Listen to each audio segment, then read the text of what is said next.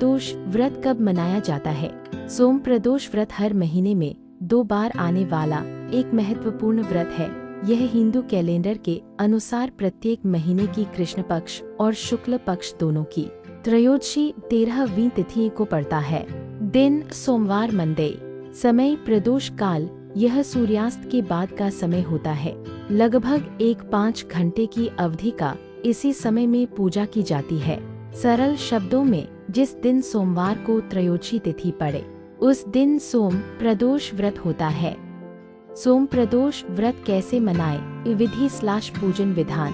सोम प्रदोष व्रत मनाने की पारंपरिक विधि इस प्रकार है। 1 व्रत का संकल्प प्रातःकाल। सुबह जल्दी उठकर स्नान आदि से निवृत्त हो जाए।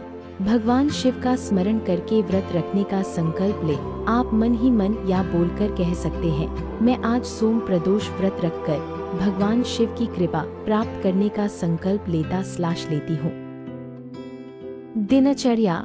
पूरा दिन व्रत उपवास रखें। आप फलाहार कर सकते हैं या फिर निराहार रह सकते हैं। यह आपकी श्रद्धा और क्षमता पर निर्भर करता है। दिन भर सात्विक और पवित्र रहें। बुरे विचारों और व्यवहार से बचें। शाम को सूर्यास्त से पहले स्नान करके स्वच्छ वस्त्र धारण करें। पूजन की तैयारी सायंकाल या प्रदोष काल में एक साफ जगह पर चौकी या बाजूट बिछाएं। भगवान शिव की मूर्ति या पवित्र शिवलिंग स्थापित करें। शिवलिंग या मूर्ति पर जल, दूध, दही, घी, शहद और चीनी पंचामृत से स्नान कराएं। फिर साफ जल से स्नान कराएं। बेलपत्र, बिल्वपत्र, आक के फूल, धतूरे के फूल, भांग और चावल आदि अर्पित करें। सफेद चंदन का लेप लगाएं। विशेष पूजा एवं कथा। भगवान शिव, माता पार्वती, भगवान गणेश और कार्तिकेय की पूजा करें। सोम प्रदोष व्रत की कथा पढ़ें या सुने। यह कथा भगवान शिव और माता पार्वती से जुड़ी हुई है, जो इस व्रत के महत्व को बताती है। शिव के मंत्रों का जाप करें, जैसे ओम नमः शिवाय, पूर्णविराम। शिव आरती करें और फल, मिठाई आदि का भोग लगाएं। 5 व्रत का पारण अगले दिन। व्रत का पारण उपवास तोड़ना अगले दिन सुबह सूर्योदय के बाद ही करना चाहिए। पहले भगवान शिव को भोग लगाएं और फिर स्वयं प्रसाद ग्रहण करके व्रत समाप्त करें।